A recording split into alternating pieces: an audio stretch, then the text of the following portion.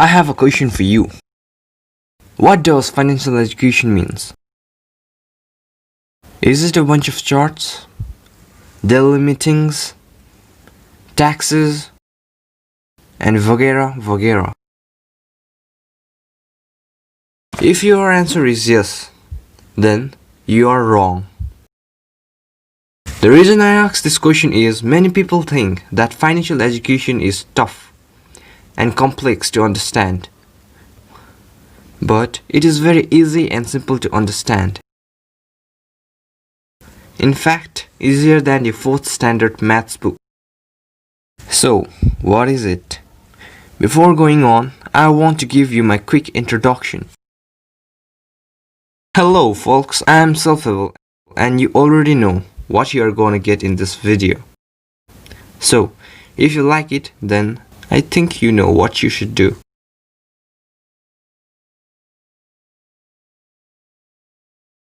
Let's head back to the topic. In order to know financial education, you must know this basic information: income statement and expenditure. Income statement is your daily salary or your source of money. Expenditure is your expenses, in other words, the things in which you spend your money. And also, most of the time you get taxed from there. Financial education is all about your expenses, no matter what your salary or income statement is. This education teaches you how to convert your expenses into profit in form of money. Your financial education is focused on these two things, which is assets and liabilities, which comes under your expenditure. Assets is something which adds money to your pocket, which is profit, more money. On the other hand, liabilities is something which throws your hard work money out of your pocket.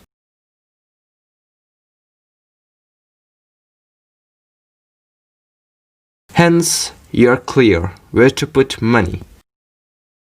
This is it. This is the core of your financial education. Everything in financial education belongs under this. If financial education is so easy, how come anyone is not rich or an excellent entrepreneur?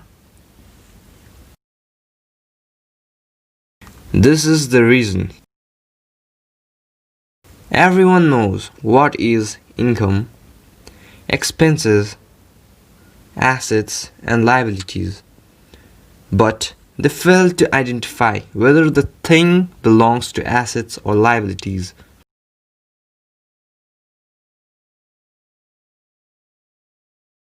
Which creates confusion, and this thing is quite controversial. Take for example my friend Jatin and Richard. Both of them have decent income, 2,000 a month.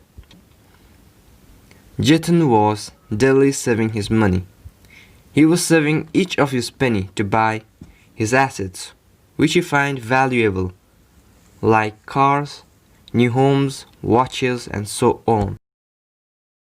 Whereas Richard largely invested on stocks, created bonds with companies, and invested on small assets, and kept almost 0% savings. After 1 year, you may see Jatin as more wealthier, with new car, new house, and so forth, as compared to the Richard, who owns couple of bonds, stocks, and many more investments, and live in rented house.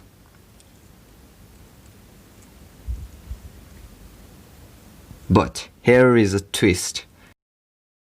What after 3 years, 7 years, or 6 years? You would be surprised to see that Richard would be 7 times or 10 times more wealthier than Jatin. This is simply because Jatin was spending most of his income on liabilities, which he called assets, whereas Richard invested his income on assets, the real assets. And here is the confusion.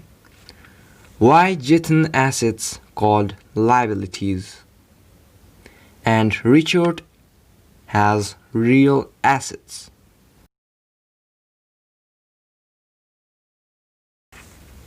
This is because Richard's assets grew over time and created value because he had invested on stocks and companies,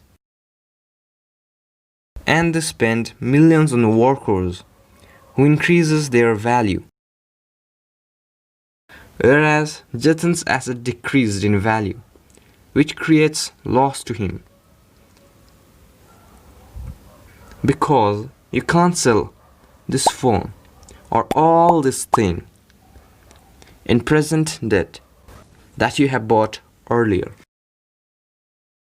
So I think you have get clear idea what assets and liabilities look like. I have said earlier, it is quite controversial because not many, almost 97% of the population think like Jatin, and the remaining 2% think like Warren Buffett, Ray Dalio, and so on, who rules over the 98%. If you have understood and clear, then you are very close to the remaining 2%. And to get there, you just have to get started. Start from now. Find more about investment and acquire knowledge to know real assets. An easy way to do this is to hit the subscribe button and bell icon because we analyze many books and share you some of our own experience so that you could become more independent, confident and wealthier.